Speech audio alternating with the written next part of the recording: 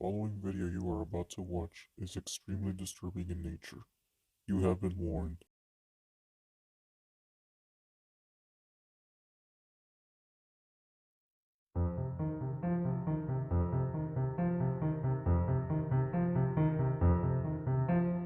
I signed up as a DoorDash driver about 8 months ago.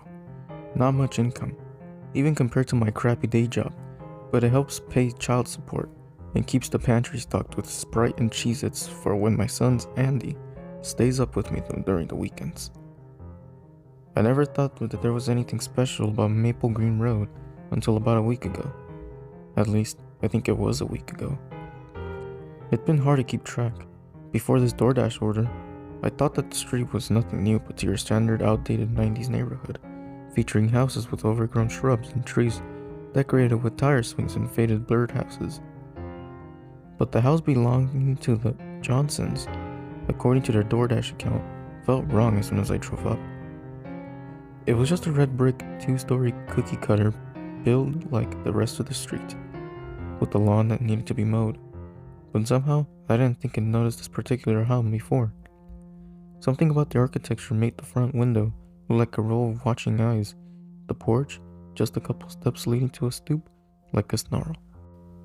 Looking back now, I should have driven away, but the delivery instructions had mentioned that there would be a $20 tip, which was astronomical as far as DoorDash goes. I put my car in park by the curb, took my phone off its dashboard mount, and grabbed the oversized paper bag of Wendy's food from my passenger seat. As I stepped up into the sidewalk, I hit the "I've arrived at customer" button on my dash ramp. I set foot onto the path leading to their front door, blinked, and found myself no longer on the path. Instead, I stood on the other side of the road, and I mean all the way across the road.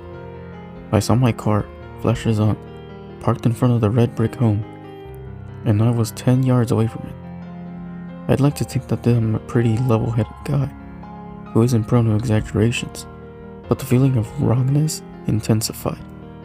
On the peak of the roof, the weather vane shaped like a raven started to spin, flashing in the early evening sunlight.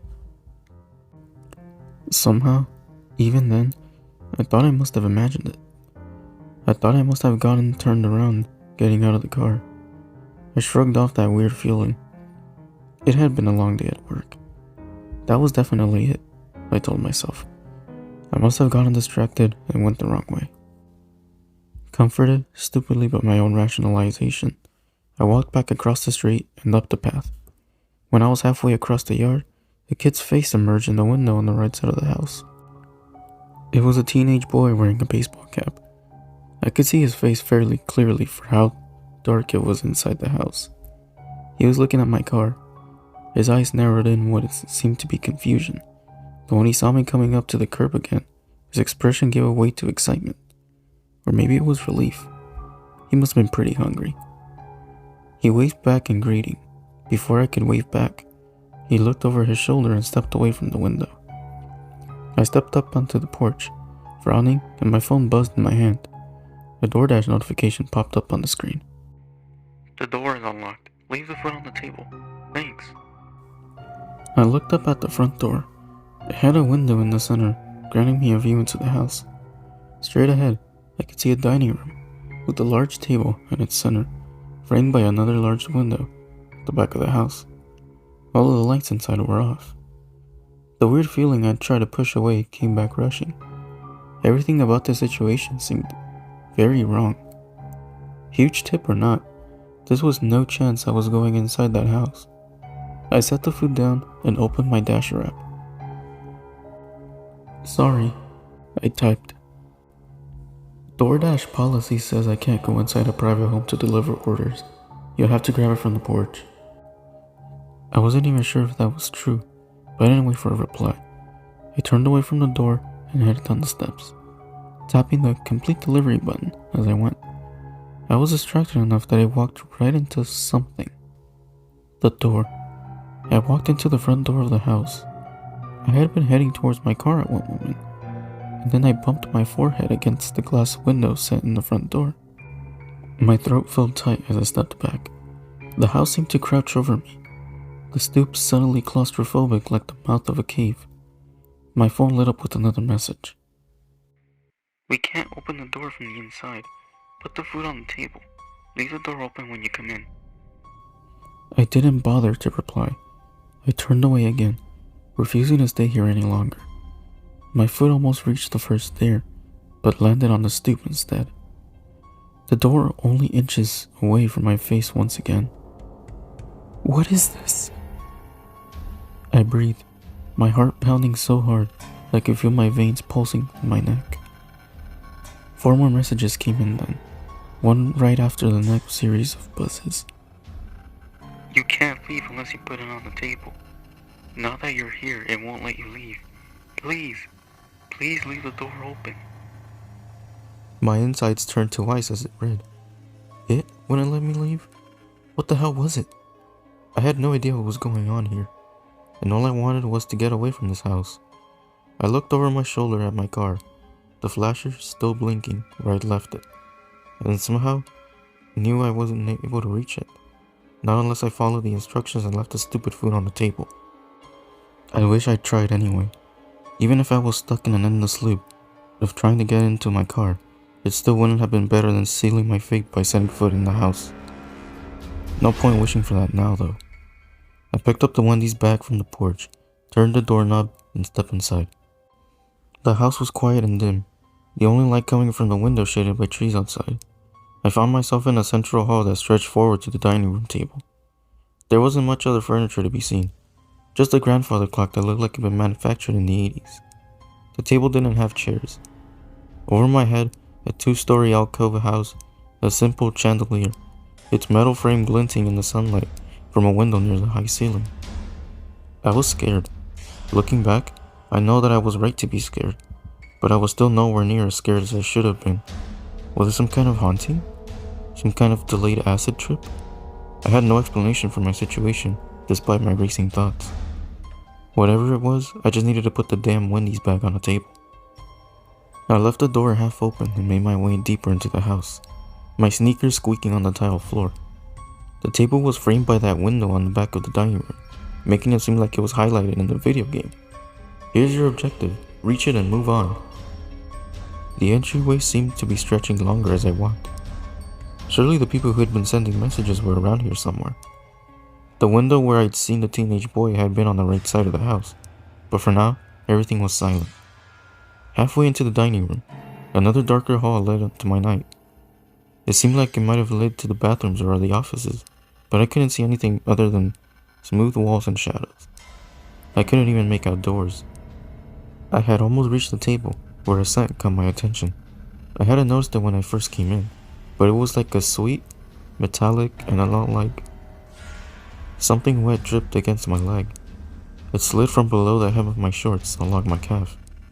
In the dim light, the wet streak on my leg was a red tint, so dark it almost looked black.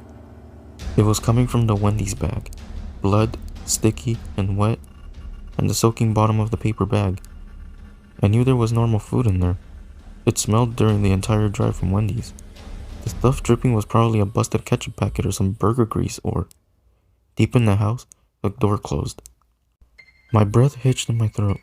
I ran the rest of the way to the table and tossed the bag onto it.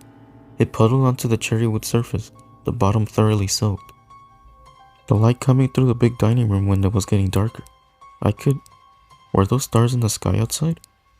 Had it only been 5:30? It was July, it shouldn't have been getting dark yet.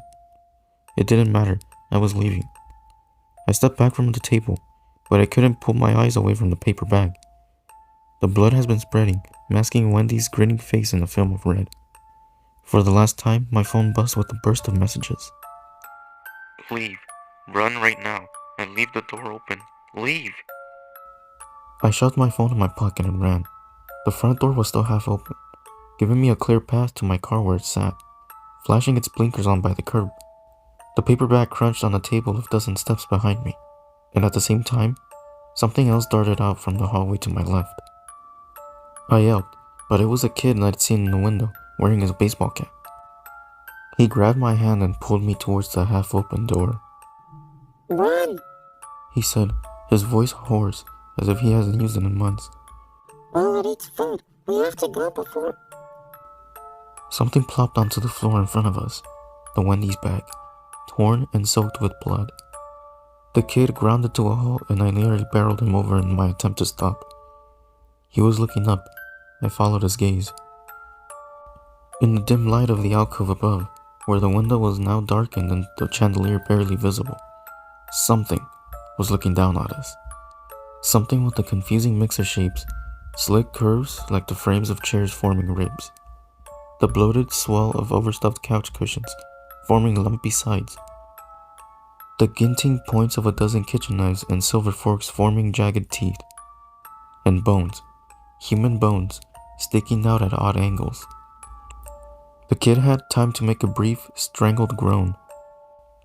That was it, and the overhead thing moved in a flick of motion. A tendril made of twisted bedsheets snapped towards us and hooked the kid around the throat. He screamed as I yanked him up, and as I stumbled, knife stunk into flesh. His screams stopped. The entire house creaked. Somehow it sounded pleased. The thing began squelching and crunching over my head, eating. I darted for the door, but as I reached for the handle to pull it the rest of the way open, it slammed itself shut. The grandfather clock on the wall clanged once. Somewhere deeper in the house, I heard doors opening and slamming shut. This house was laughing at me. I grabbed the handle and tried to turn, but it wouldn't budge. It wasn't even locked. I could see that the deadbolt was open, but the handle was just fixed in place. I was trapped. Overhead, the creature made a sound like chairs scraping across the floor. I made the mistake of looking up at it. The thing's legs uncurled from the chandelier, made of wire hangers that seemed too flimsy to support its bulk. It stabbed its feet into the dry wall and lurched towards me. I dove. Sheets brushed against the back of my calves, warm and wet and sticky. I scrambled into the dark hallway and sprinted as fast as my legs would carry me. The hallway seemed to stretch for dozens of yards, more distance than should have fit into the home that had seen from outside. My lungs burned, my breath rasping through my throat, but I ran until I crashed headlong into a door. I breathed a prayer of thanks as it opened, then slammed the door shut behind me.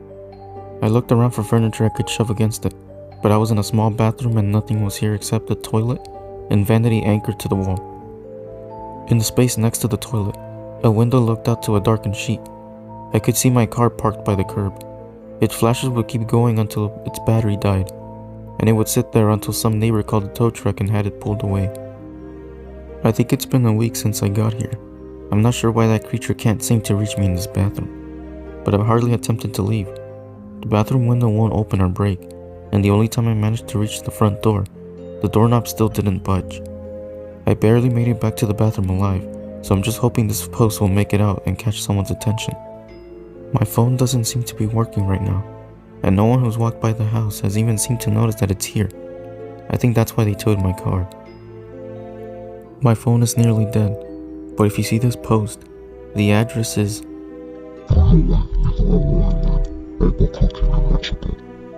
I won't use you as bait, not like the Johnsons tried to do with me.